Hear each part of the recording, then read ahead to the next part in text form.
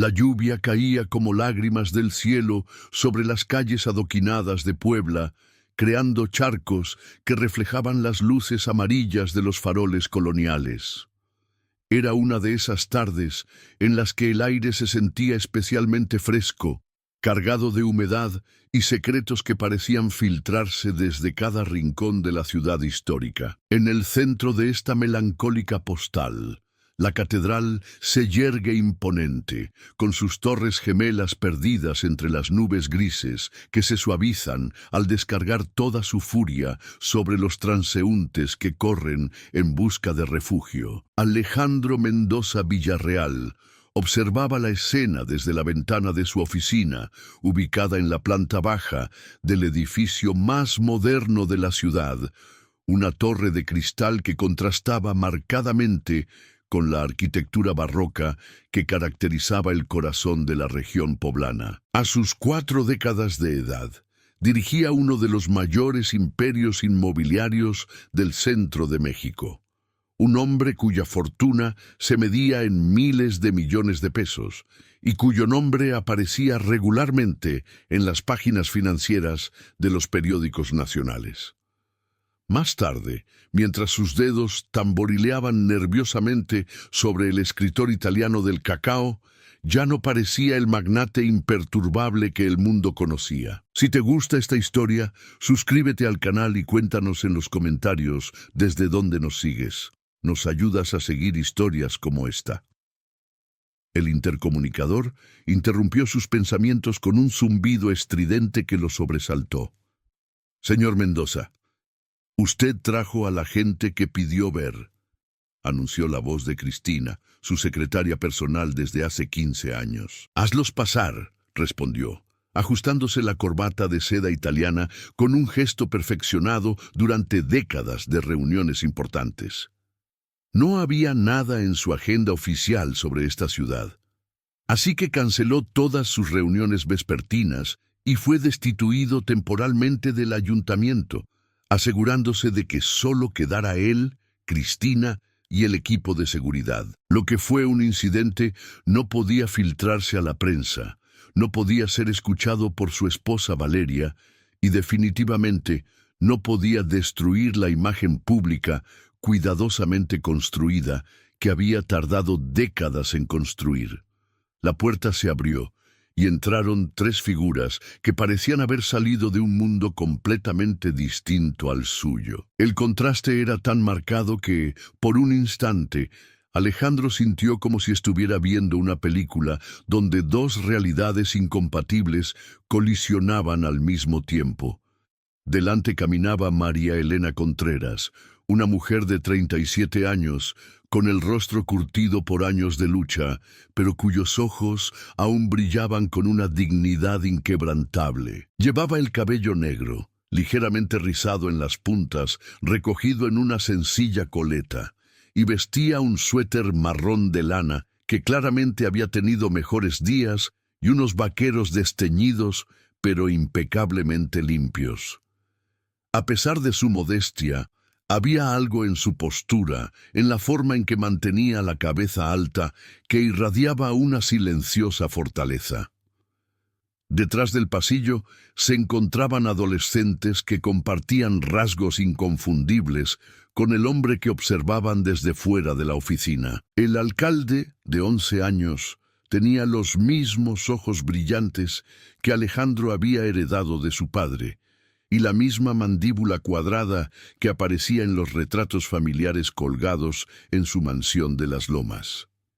El joven, de casi 10 años, tenía el mismo cabello castaño claro, con ondas naturales que Alejandro había tenido a su edad, antes de que las preocupaciones y las estrellas comenzaran a despuntar prematuramente. «Buenos días, señor Mendoza», dijo María Elena con voz ligeramente temblorosa, pero con una firmeza sorprendente dadas las circunstancias.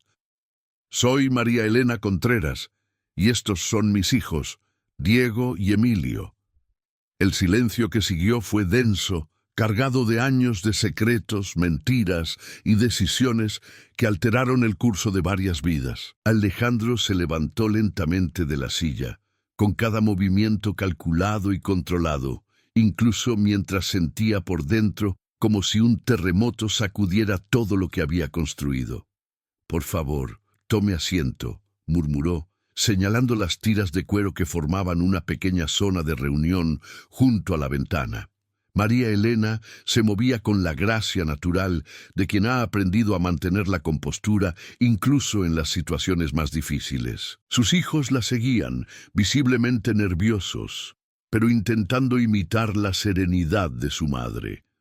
Diego, el alcalde, no pudo evitar mirar a su alrededor con una mezcla de asombro y resentimiento, mientras que Emilio parecía más pequeño de lo que su edad sugería, encogido en silencio como si quisiera desaparecer.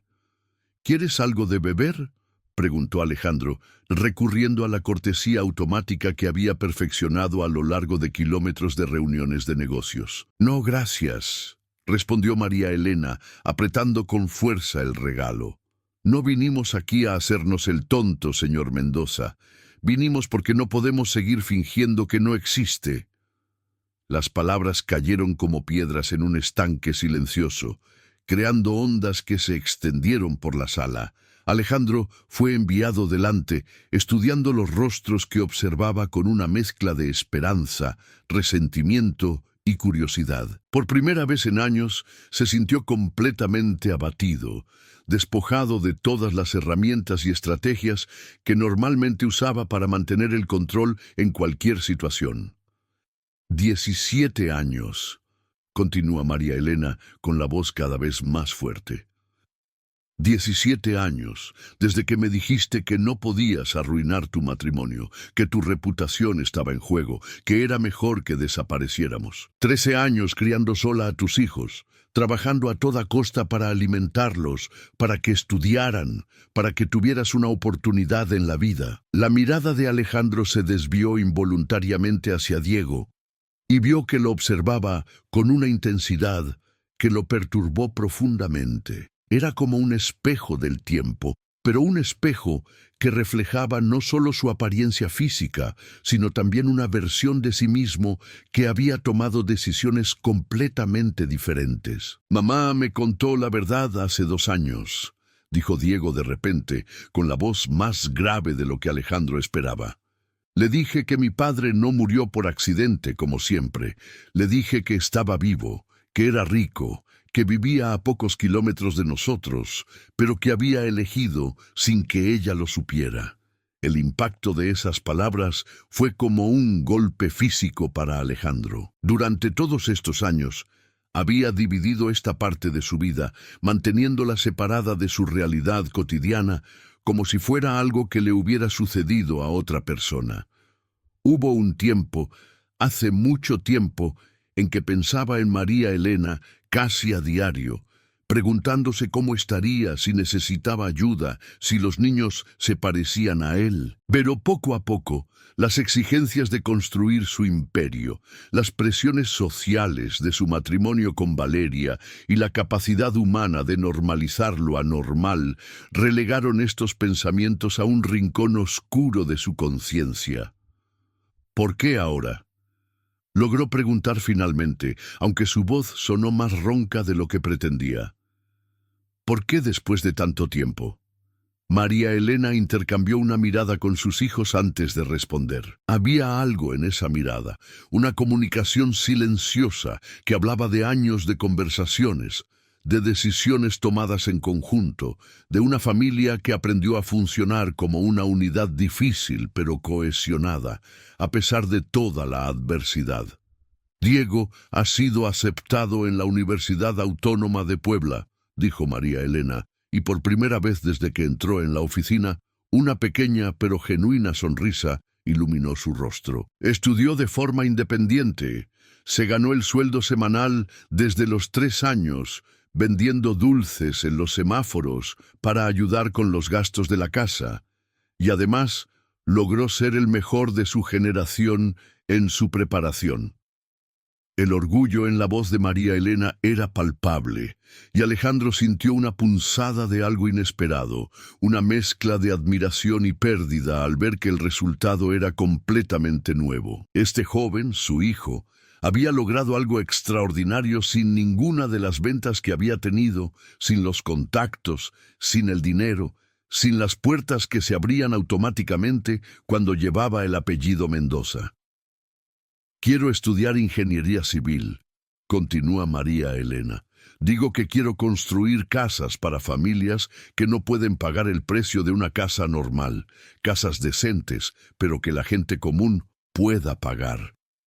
La ironía no pasó desapercibida para Alejandro. Amasó su fortuna construyendo complejos residenciales de lujo, centros comerciales exclusivos y torres corporativas que solo servían a la élite económica del país. Su hijo, criado en la pobreza, soñaba con usar la misma profesión para servir a la misma población que él había ignorado sistemáticamente a lo largo de su carrera. La cuota de inscripción es de 30,000 pesos, dijo Emilio de repente, con la voz más aguda que la de su hermano, pero con la misma determinación. Diego ya ha ahorrado 5,000 trabajando, pero necesitaremos los otros 5,000 antes de las vacaciones o nos quedamos sin trabajo.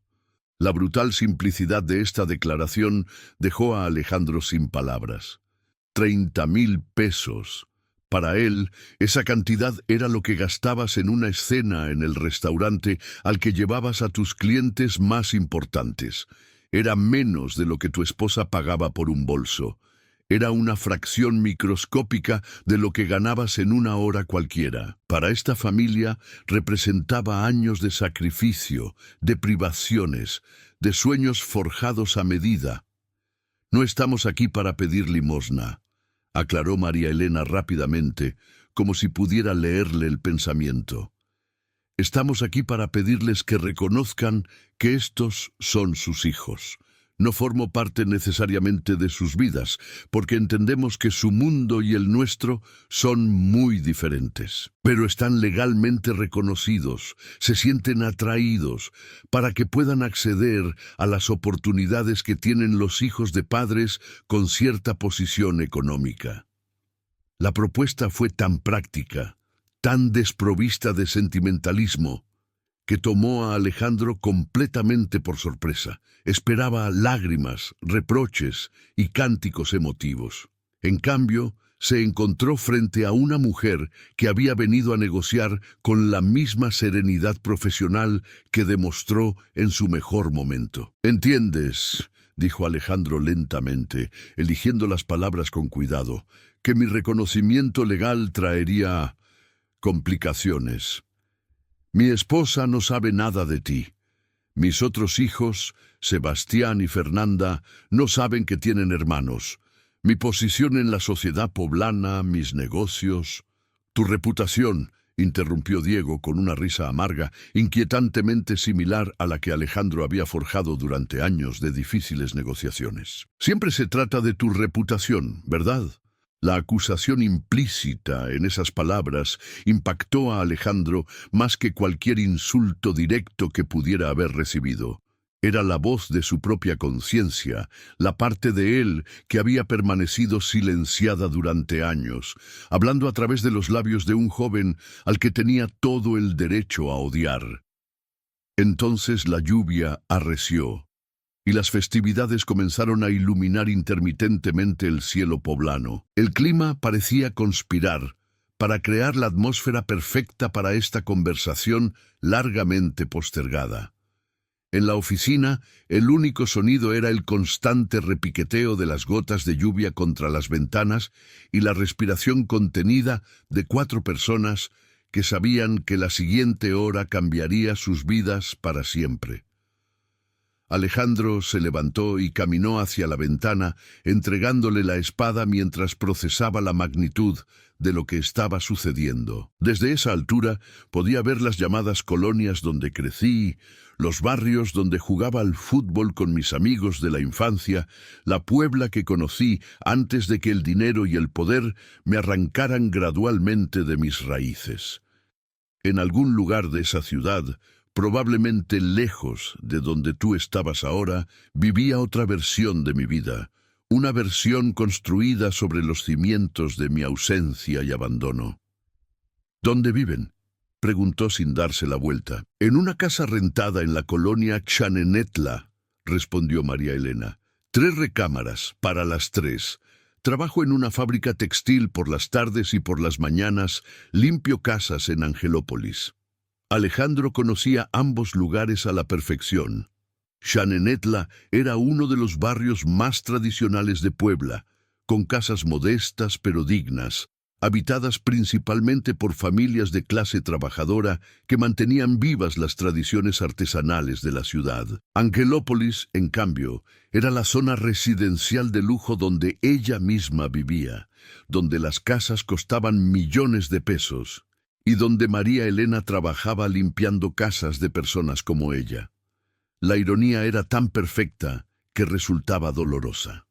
A lo largo de los años, sus caminos podrían haberse cruzado decenas de veces sin que él la hubiera superado jamás. Quizás María Elena limpiaba las casas de algunos de sus amigos o pasaba junto a ella mientras conducía su Mercedes-Benz a alguna reunión de negocios, completamente feliz de que la mujer a la que había estado observando desde el banquete compartiera su cama, se hubiera llevado a sus hijos, hubiera construido una vida alrededor del vacío que él había desperdiciado. ¿Sabes qué vendían aquí hoy?, preguntó, refiriéndose a sus otros hijos. Ya nadie lo sabe, respondió María Elena. Ni siquiera mi madre, que nos ayuda a cuidar a los niños cuando trabajamos por turnos. Entendemos que esto es complicado para ti. La generosidad implícita en esa respuesta al golpe fue como una bofetada. A pesar de todo lo que había hecho, a pesar de los años de abandono y negligencia, esta mujer seguía protegida, aún consideraba sus sentimientos y su posición. Era una decencia que él no merecía, y la hacía sentir aún más inferior que tú. Se giró lentamente para afrontar el secreto de su familia, estudiando cada detalle de sus rostros, como si fuera la primera vez que los veían. Diego heredó no solo sus ojos, sino también la forma de inclinar la cabeza cuando estaba absorto en sus pensamientos. Emilio tenía el mismo nerviosismo que Alejandro heredó de su padre. Eran rasgos genéticos que ni el dinero ni la distancia podían borrar. ¿Qué quieres exactamente de mí?, preguntó finalmente, pero sabía que la pregunta era más completa de lo que sus palabras sugerían. «Queremos que seas nuestro padre», dijo Emilio de repente, con la brutal honestidad que solo los adolescentes pueden lograr. «No necesariamente que vivas con nosotros, ni que cambies tu vida por completo, pero queremos saber qué te espera, que no somos un error que preferirías olvidar». Las palabras del chico quedaron suspendidas en el aire como una confesión que llevaba días esperando ser pronunciada. Era la pura verdad, sin adornos ni justificación, y por esa misma razón era imposible ignorarla o justificarla. Alejandro regresó a su asiento, pero esta vez no se ocultó tras el escritorio. Fue enviado delante de ellos, acortando la distancia física y simbólica que se había mantenido desde el inicio de la conversación. «Necesito entender algo», empezó con voz más suave pero también más firme. «Cuando tu madre y tú, cuando esto pasó, yo era un hombre diferente, más joven, más egoísta, más asustado de lo que creía. Tomé decisiones que en su momento creí correctas, pero ahora entiendo que fueron cobardía disfrazada de pragmatismo». María Elena lo escuchaba con una expresión difícil de descifrar, una mezcla de atención y cautela que sugería que había aprendido a desconfiar de las bonitas palabras después de años de decepciones. «Mi matrimonio con Valeria», continúa Alejandro, «no fue por amor, al menos no del tipo que te imaginas. Fue un arreglo maquinado, una alianza familiar que benefició nuestros negocios. Cuando conocí a tu madre, María Elena, fue la primera vez que sentí algo real, algo no calculado ni planeado. Pero no fue lo suficientemente real como para cambiar tus planes, observó Diego, con una voz desprovista de malicia, pero llena de una sabiduría que no debería haber tenido a su edad. No, admitió Alejandro, no es lo suficientemente válido como para cambiar mis planes.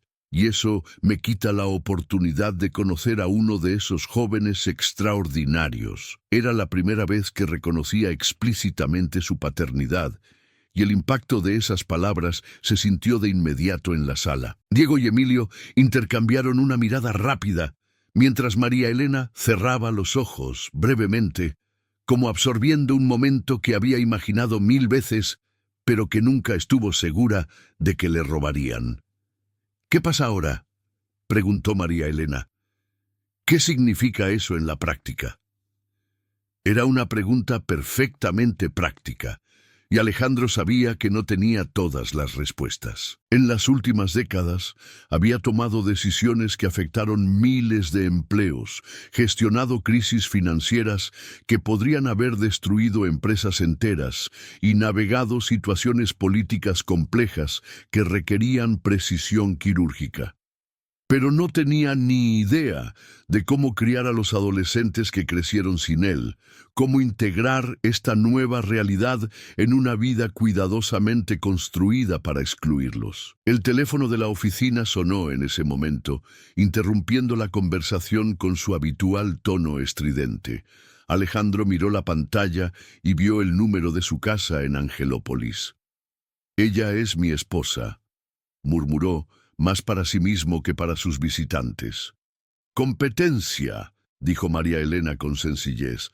«No queremos causar problemas». Pero Alejandro no contestó el teléfono. En cambio, observó hasta que el sonar desapareció y luego lo pulsó en silencio. Fue un gesto pequeño pero simbólico. Por primera vez en años, eligió a esta familia por encima de las obligaciones de su otra vida. «Diego, ¿de verdad quieres estudiar ingeniería?», preguntó de repente.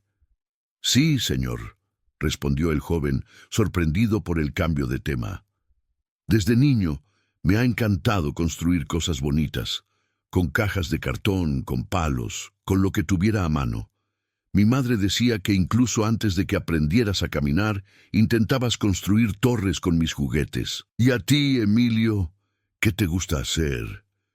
El más joven de los hermanos estaba ligeramente cubierto, como si no estuviera acostumbrado a ser el centro de atención. «Me gusta escribir», murmuró. «Escribo cuentos, a veces poemas. Mi profesora dice que tengo talento, pero mi madre dice que no tengo futuro». «No dije que no tuvieras futuro», corrigió María Elena con suavidad. «Dije que era difícil ganarse la vida escribiendo. Hay una diferencia». La interacción entre madre e hijo reveló algo que Alejandro no había previsto. Esta familia tenía su propia dinámica, sus propias características internas, una historia compartida que no lo incluía en absoluto. No había personajes en su historia esperando ser rescatados o reconocidos. Era una persona completa con sus propias vidas, sueños y relaciones. Y era el forastero en su economía. «¿Puedo ver algo de lo que está escrito?», preguntó Alejandro, preguntándose al mismo tiempo. Emilio miró a su madre, quien asintió con un hijo pequeño. «Llevo un cuaderno», dijo el joven, sacando de su mochila un cuaderno escolar azul que había tenido mejores días. Por casualidad, le entrego el cuaderno a Alejandro, quien lo abre por una página al azar. La letra es pequeña y cuidada, y las páginas están llenas de poemas y cuentos sobre la lluvia en Puebla. Madres que trabajan hasta tarde, hermanos mayores que sacrifican sus propios sueños y esperanzas guardadas en secreto. Durante la lectura, Alejandro comentó que, a través de sus palabras, estaba conociendo a su hijo de una manera más íntima que quien hubiera conocido a sus otros hijos durante años de contacto diario.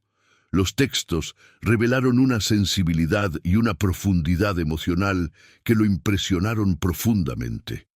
Es extraordinario, Emilio, dijo finalmente, cerrando la puerta, pero conservándola en sus manos. De verdad que tienes un talento especial. El rostro del niño se iluminó con una sonrisa que transformó por completo su apariencia, haciéndolo parecer más joven y esperanzado. En ese momento, como si el universo hubiera estado esperando el momento perfecto para complicar las cosas, la puerta de la oficina se abrió sin previo aviso. Cristina, la secretaria, entró apresuradamente, seguida de una mujer a la que Alejandro reconoció al instante, lo que le heló la sangre. Valeria Mendoza de la Fuente era una mujer de 4 y 5 años, cuya belleza se mantuvo cuidadosamente cuidada a lo largo de los años, con la dedicación y los recursos que solo el dinero podía brindar. Su cabello castaño rojizo estaba perfectamente peinado a pesar de la lluvia. Su traje de diseñador no mostraba ni una sola arruga, y sus discretos pero costosos destellos brillaban suavemente bajo las luces de la oficina. Era la imagen perfecta de la esposa de un magnate, elegante, controlada y acostumbrada a conseguir lo que quería. «Disculpe, señor Mendoza», dijo Cristina visiblemente angustiada. Insistió en subir, alegando que era una emergencia familiar. «Alejandro, necesitamos hablar ya», dijo Valeria sin siquiera mirar a los demás en la habitación. «Sebastián tuvo un accidente de coche y está hospitalizado. No es grave, pero lo necesitamos ya». Fue entonces cuando Valeria se dio cuenta de que su esposo no estaba solo. Su mirada pasó lentamente de María Elena a Diego, de Diego a Emilio, y luego volvió a Alejandro con una expresión de confusión que gradualmente se transformó en comprensión y horror. El silencio que siguió fue distinto a cualquier otro silencio anterior. Era el silencio que precede a las explosiones, el momento de calma antes de que mundos cuidadosamente separados colisionaran y se destruyeran mutuamente. ¿Quiénes son estas personas?, preguntó Valeria, aunque su voz sugería que sabía la respuesta o al menos sospechaba algo terrible. Alejandro se levantó lentamente, sintiendo como si se moviera bajo el agua. Este era el momento que había conocido durante años de dificultades, el momento en que sus dos mundos se encontraron y el camino que eligió entre la vida que había construido y la vida que había abandonado. «Valeria», comenzó, pero su voz se quebró antes de poder continuar. María Elena permaneció de pie con una dignidad que contrastaba dramáticamente con la tensión palpable en la sala. «Somos los Contreras», dije con voz clara y firme, «y estos son mis hijos, Diego y Emilio». «¿Sus hijos?», repitió Valeria, mirando alternativamente a los dos jóvenes y a su esposo. «No sé qué tienen que ver con los hijos de esta señora con nosotros». Diego se puso de pie entonces, y cuando habló, su voz tenía la misma autoridad natural que Alejandro había perfeccionado durante años de mando, pero mezclada con una honestidad brutal que su padre había perdido hacía mucho tiempo. «No solo somos hijos de María Elena Contreras», dijo, mirando directamente a Valeria, «también somos hijos de Alejandro Mendoza». Las palabras caen en la habitación como bombas, creando ondas de choque que parecen alterar la estructura del aire. Valeria también se estremeció levemente, como si la hubieran golpeado, y tuvo que apoyarse en el marco de la puerta para mantener el equilibrio. «¿Qué estás diciendo?», susurró, pero su voz tenía el tono de alguien que sabía la respuesta y simplemente intentaba negarla. Alejandro dio un paso adelante, encontrando finalmente su voz, después de lo que habían sido horas de silencio. «Valeria, no debería haber salido así, pero es verdad. Diego y Emilio son mis hijos». La confesión resonó en la oficina como una verdad absoluta, y por un instante nadie se movió. Valeria miró alternativamente a su esposo y a los dos jóvenes, procesando no solo la información, sino también las implicaciones de lo que acababa de escuchar. «¿Cuánto tiempo ha pasado?», Preguntó finalmente, y había algo en su voz que era más peligroso que la ira. Era una calma mortal que Alejandro había aprendido a temer con los años. 17 años, respondió María Elena antes de que Alejandro pudiera hablar. Y antes de sentir el dolor de tu matrimonio, quería que él no supiera lo que veíamos hoy. Nosotros decidimos buscarlo, no al revés. La generosidad de María Elena hacia el defensor del hombre que había abandonado dejó a todos en silencio por un momento. Fue un gesto de dignidad que ni siquiera Valeria, en medio de su conmoción y furia, pudo evitar reconocer. 17 años, repitió Valeria lentamente. Toda la vida de Fernanda, casi toda la vida de Sebastián. Durante todo este tiempo he tenido una familia secreta. No es una familia secreta, intervino Emilio de repente, con la valentía de quien ha decidido que no tiene nada que perder. Somos una familia abandonada.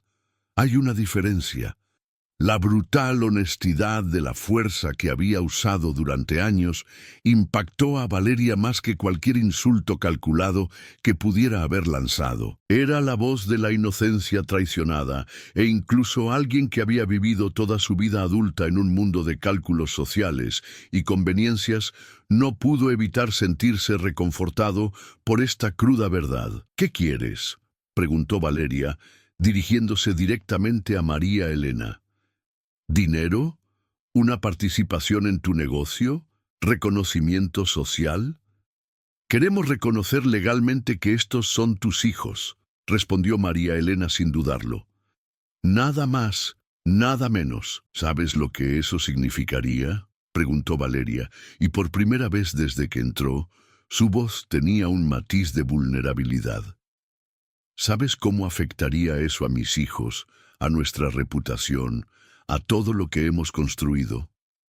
Con todo respeto, señora, dijo Diego, y había algo en él al dirigirse a la profundamente cortejada, pero también a la firmeza inquebrantable. También somos sus hijos, y hemos vivido toda nuestra vida sin nada de lo que usted haya construido. No planeamos destruir su suyo, simplemente queremos existir. La luz se había desvanecido durante el enfrentamiento, y ahora el sol de la tarde comenzaba a filtrarse entre las nubes, creando rayos dorados que iluminaban la oficina de forma casi teatral. Era como si incluso el clima del estuario conspirara para dramatizar este momento de revelación y confrontación. Valeria caminó lentamente hacia la ventana, procesando no solo la información que acababa de recibir, sino también las implicaciones de lo que estaba sucediendo. Era una mujer inteligente que había sorteado con éxito las complejidades sociales de la élite poblana durante más de 2 décadas. Sabía que este momento lo cambiaría todo, pero también comprendía que su forma de afrontarlo determinaría si su familia saldría fortalecida o destruida por esta crisis. ¿A más?, preguntó de repente, girándose para mirar directamente a Alejandro. La pregunta sorprendió a todos, incluido el propio Alejandro.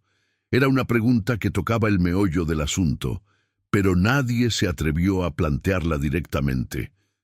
No sé lo suficiente como para amarlos, respondió Alejandro con una honestidad que incluso a él le sorprendió. Pero después de esta tarde podría haberlos amado. Y sé que lamento profundamente no haber sabido de ellos durante todos estos años. ¿Eres ella?, insistió Valeria mirando a María Elena. ¿Qué amas? Alejandro miró a María Elena, quien le sostuvo la mirada con una serenidad que revelaba años de paz con el pasado. Sí, dije finalmente, la amaba. Probablemente más de verdad que él a cualquier otra persona en mi vida, y eso me hacía desearlo tanto que preferí irme. La confesión creó otros silencios densos que quizá alteraron la atmósfera misma de la habitación. Valeria absorbió las palabras de su esposo sin cambiar de expresión, pero algo en sus ojos sugería que estaba reorganizando mentalmente décadas de recuerdos y percepciones. «Sebastián está bien», dijo de repente, volviendo al tema que había inspirado su legado. No pasó nada. Inventé la emergencia porque Cristina me dijo que tenía una reunión privada y canceló todo lo demás.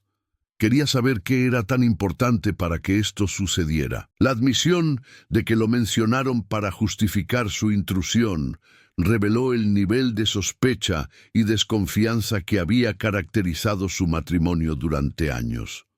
Fue una confesión que en circunstancias normales habría provocado una confrontación seria, pero que ahora parecía trivial comparada con las revelaciones mucho más importantes que salieron a la luz posteriormente.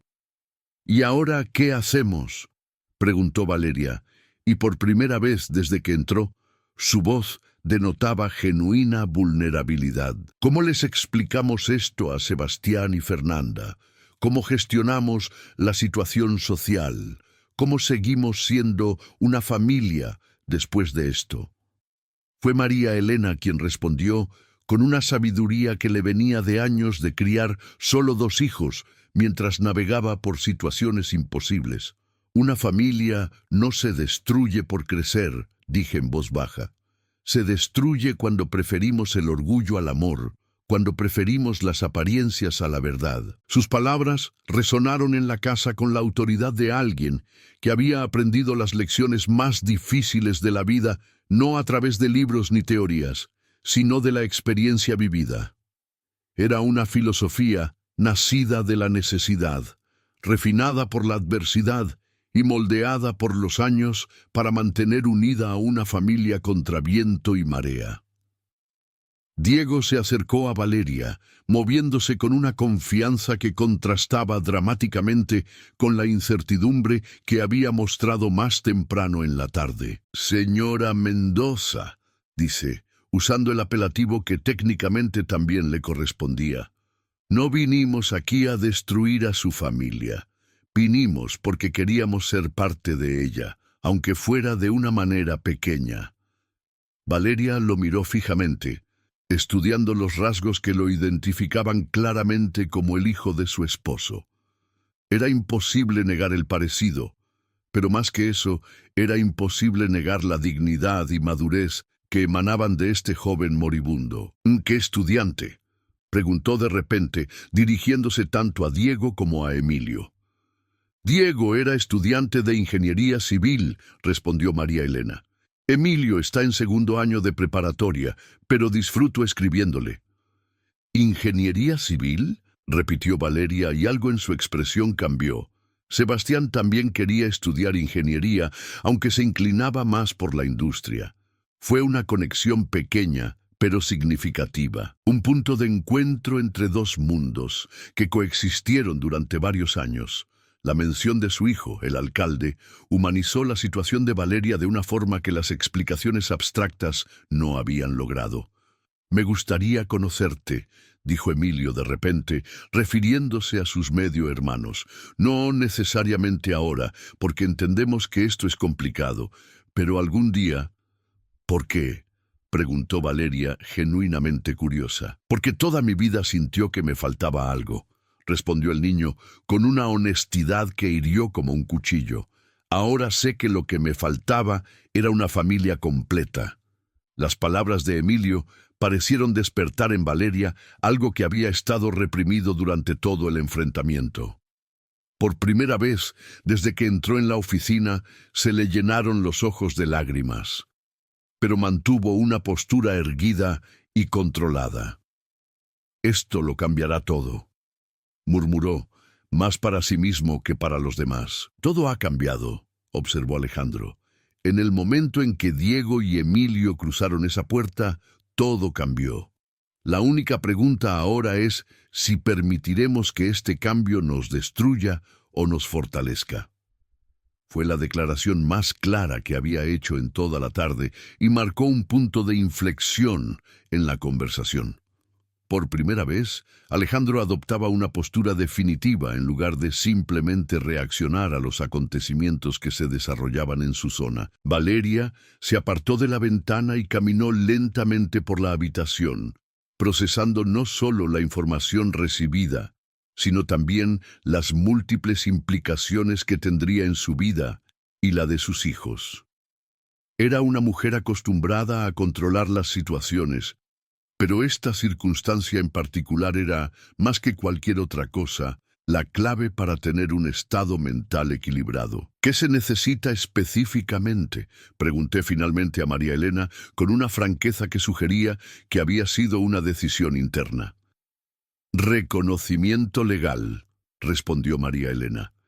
Y la matrícula universitaria de Diego, 30.000 pesos.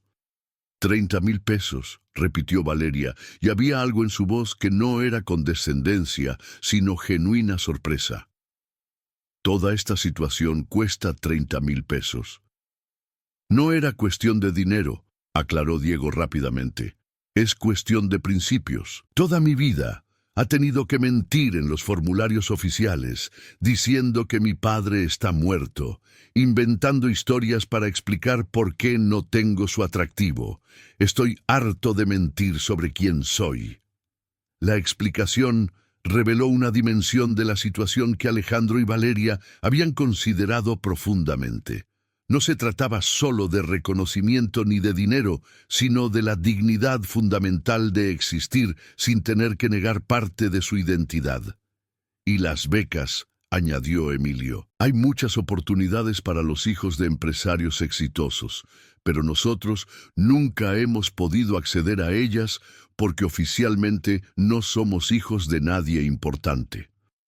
La lógica práctica de la situación era irrefutable. Durante años, estos jóvenes habían sido penalizados no solo por la ausencia de su padre, sino también por la negación oficial de su existencia. Tuve que desenvolverme en los sistemas educativos y sociales sin acceso a las oportunidades que técnicamente correspondían a mis derechos. Alejandro fue a su oficina y abrió uno de los cajones, sacando una chequera que guardaba en sus manos sin abrirla inmediatamente. «Puedo resolver la situación financiera de inmediato», dijo, «pero el reconocimiento legal es más complicado. Implicaría modificar testamentos, documentos corporativos y estructuras sucesorias. Todo nuestro sistema legal y financiero se reorganizaría». «No pedimos herencias», dijo María Elena con firmeza. «Solo pedimos que se reconozca su existencia». «Pero legalmente, una cosa implicaba la otra», explicó Valeria, mostrando la sofisticada comprensión de las implicaciones que uno esperaría de alguien en su posición. Si los reconocen como hijos, automáticamente tienen derechos de herencia. No puede simplemente existir legalmente sin consecuencias financieras. Era un punto en el que María Elena claramente no había pensado del todo, y la mirada de preocupación que cruzó su rostro sugería que estaba empezando a comprender la verdadera complejidad de lo que había puesto en marcha. «¿Eso significa que no puedes hacerlo?», preguntó Diego, y por primera vez desde que entró, su voz delató algo de la vulnerabilidad que había estado ocultando bajo su compostura madura. «Significa que es más complicado de lo que creemos», respondió Alejandro. «Pero no significa que el mar sea imposible». Entró en la zona donde estaban todos sentados y empujó el juego de ajedrez sobre la mesa de café. «Le daré el dinero a la Universidad de Diego», dijo, dirigiéndose a María Elena. «Eso no es negociable. Es lo mínimo que puedo hacer, pero necesito tiempo para consultar con abogados sobre el reconocimiento legal. Necesito comprender todas las implicaciones antes de tomar una decisión que afectará a 6 personas diferentes». «¿Hasta cuándo?», preguntó María Elena. «Dame una semana», respondió Alejandro. «Una semana para revisarlo todo, para hablar con Sebastián y Fernanda, para prepararlos para esta nueva realidad». Valeria, que había estado observando el intercambio en silencio, estuvo de acuerdo con el grupo. «Yo también necesito tiempo», dijo. «Necesito procesar esto, necesito pensar en cómo afectará a mis hijos. Necesito entender cómo seguir siendo la esposa de un hombre que lleva las responsabilidades del hogar con la misma dedicación con la que movió montañas por sus hijos durante los meses difíciles. Rodrigo, él dejaba, tomó decisiones sobre la rutina, la escuela y la buena fortuna de Mateo y Santiago, entendiendo que la maternidad de Esperanza era la ilusión de lo que construiría la nueva familia. La transición no fue perfecta. Los niños se pelearon, a veces por la nostalgia y el miedo a perderse la nueva oscuridad de los días, y hubo momentos en que Esperanza se preguntó si no estarían soñando demasiado. Así, una tarde, cuando el intenso calor de Guadalajara los azotaba, surgió un enfrentamiento que definiría el futuro de todos. Habían ido juntos al supermercado del barrio y Esperanza, por primera vez, usó la tarjeta de débito que Rodrigo le había dado para comprar comida. En la fila una mujer a la que reconoció de su época de empleada doméstica y que mirando la ropa limpia de los niños y los que vivían durante la semana, murmuró tan fuerte que todos la oyeron. «Miren, nada más que cómo están las cosas. Ahora resulta que hasta su hijo es millonario». Esperanza, sintiendo el peso de años de humillación, de ser menospreciada por el hombre, del estigma de ser madre soltera, agradeció los labios, pero no respondió. Rodrigo, incapaz de captar toda la interacción, solo notó el temblor de la mano de Esperanza al pasar la tarjeta. Al salir, se tomó su tiempo, sin mirar atrás, y los niños la siguieron con el instinto de quien sabe que algo pesa sobre su madre. Esa noche, después de la función, mientras los niños marchaban por sus casas, Esperanza fue presentada ante Rodrigo en la sala, con la cálida luz de las farolas del jardín filtrándose a través de las cortinas. Él la observó en silencio, invitándola a hablar. «Hoy en el mercado», empezó, pero se le quebró la voz. «No puedo evitar lo que dijimos, pero ver a mis hijos escuchar cosas tan buenas me duele más que a cualquier otra persona que tenga que pasar por eso». Rodrigo la miró con la quietud de quien sabe que debe escuchar sin una solución. «No pasa nada, Esperanza, esta es tu casa», dijo, y entonces hizo algo que nunca se había atrevido a hacer. Le quitó la mano de la mesa. Ella lo miró, y por primera vez en años no sintió vergüenza, sino alivio. No estaba donde querías, ni jugos gratis, sino juntos, enfrentando el mundo como un equipo. «Simplemente no quiero que los niños crezcan pensando que tener una buena vida es algo de lo que avergonzarse», suspiró, «que hay que pedir permiso para sentir paz». Rodrigo le tomó la mano, y en ese silencio se tejió algo tan fuerte que ni el dinero, ni las pérdidas, ni las derrotas anteriores pudieron deshacerlo. Esta mañana todo cambia. Mateo, que siempre había sido reservado, llegó al desayuno con la frente en alto y una decisión tomada. «Hoy hay una reunión de sacerdotes en el colegio. ¿Pueden venir? Quiero que vean mi presentación». Mi rostro reflejaba esperanza y sorpresa. Nunca antes había hecho una petición que lograra ambas cosas. Durante años había tenido la costumbre de pasar desapercibida, sin llamar la atención, salvo por el hombre rico de mi hogar adoptivo. Rodrigo asintió, más nervioso de lo que hubiera notado, y esa tarde, con una trayectoria sencilla pero impecable, junto a Esperanza, llegaron a la popular escuela secundaria de la colonia. Al entrar, el bullicio de niños y sacerdotes murmuraba al ver a Rodrigo Mendoza, famoso en toda la ciudad por su riqueza, grabando los pasillos acompañado de una mujer con la dignidad de quien sobrevivió a la pobreza. También vinieron por los niños, bien vestidos pero sin lujos, una familia extraña para el ayuntamiento y el único objeto de sórdidos rumores.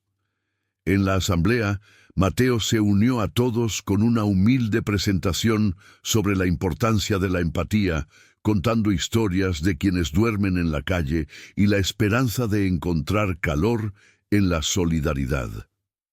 Finalmente, alzó la voz tras el micrófono. «Sabemos que no hay forma de tener un hogar. Sabemos que eso es lo que significa tener un hogar, pero también sabemos que alguien puede tomarte de la mano sin pedirte que cambies nada. Por eso estoy orgulloso de mi familia. Mi madre es la persona más valiente que conozco.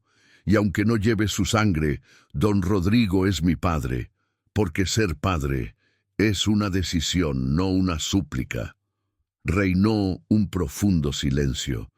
Esperanza, lágrimas en mis ojos. Siento por fin que el círculo se cierra.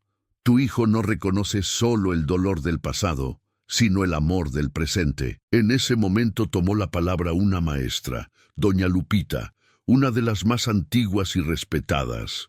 Eso es lo que digo, Mateo. Todos deberíamos aprender. Aquí nada es más ni menos por dónde duermo ni por cuánto tengo. Si hay familias en esta escuela que te humillan o te desprecian, deberías reconsiderar tu propio corazón. Hoy, la señora Esperanza y tú, don Rodrigo, nos han dado una lección que va más allá de las diferencias sociales. Rodrigo, emocionado pero firme, se dirigió al público que lo escuchaba con una mezcla de asombro y respeto. Cometió muchos errores y juzgó a los demás sin comprender sus dificultades. Pero hoy sé que hay fuerzas en la vida más poderosas que el dinero. La dignidad, el cariño y la valentía de empezar de cero. La promesa de que, a partir de hoy, mis recursos estarán disponibles para becas y apoyo para cualquier niño de esta escuela que lo necesite, anunció. Porque la oportunidad que recibieron mis hijos merece ser compartida. Los aplausos fueron lentos al principio, pero pronto envolvieron a todo el auditorio. No solo por la promesa del millón, sino porque en ese momento la comunidad sintió que el muro invisible de las diferencias comenzaba a derrumbarse. En las semanas siguientes, la vida en la habitación se llenó de nuevas rutinas y desafíos. Los sábados, desayunaban juntos con pan dulce y chocolate caliente en la terraza. Santiago aprendió a nadar en la piscina del patio, mientras Rodrigo le enseñaba álgebra a Mateo, con una paciencia que jamás supo que fuera capaz de tener. Esperanza encontró trabajo en una cooperativa textil creada por mujeres que, como ella, viven en un círculo vicioso de pobreza y abuso. Pero no todo fue fácil. Para aumentar la visibilidad de la familia, apareció una nota sensacionalista en redes sociales. Madre pobre gana millonaria. ¿Oportunismo o amor verdadero? La viralización trajo golpes, insultos e incluso amenazas veladas. Rodrigo se reunió entonces con su nueva familia en la sala y dijo con la seguridad de quien lo ha perdido todo: ninguna mentira nos separará. Nos han etiquetado toda la vida, pero he aprendido que la única verdad es la que construimos juntos, aquí, con nuestras acciones. Por primera vez, la palabra familia resonó como un escudo inquebrantable, y a pesar de semanas de tortura mediática, la solidaridad de la comunidad escolar y la fundación perduró. La ceremonia de clausura tuvo lugar la noche en que regresaron juntos al centro de Guadalajara para una ceremonia de copas. Esperanza, vestida con un sencillo vestido azul, miró y Rodrigo mientras subían juntos al escenario para hablar ante cientos de niños y padres. Hoy puedo decir sin miedo ni vergüenza que estos son mis hijos, y que el padre que eligieron es el hombre que decidió no salvarnos, sino recorrer el camino a nuestro lado, aprendiendo como nosotros a empezar desde cero, anunció con voz firme ante todos. Rodrigo, con lágrimas reales, habló ante la ciudad donde durante años ocultó su soledad. Hoy lo digo ante todos, son mis hijos, la familia que se formó por herencia, no por perfección. Si algo puede dejarse como legado, es que la vida no se encuentra en la fortuna ni en los apellidos, sino en la valentía de aceptar y apoyar a los demás en sus peores momentos. Los aplausos fueron atronadores, pero fue una noche en la que lo que realmente llenó a Esperanza y a sus hijos no fue el reconocimiento público, sino la certeza de que, al final, la calle se derrumbó, con la campana detrás, y que en la casa donde el dolor y la riqueza se encuentran, la dignidad y el amor ganan la batalla.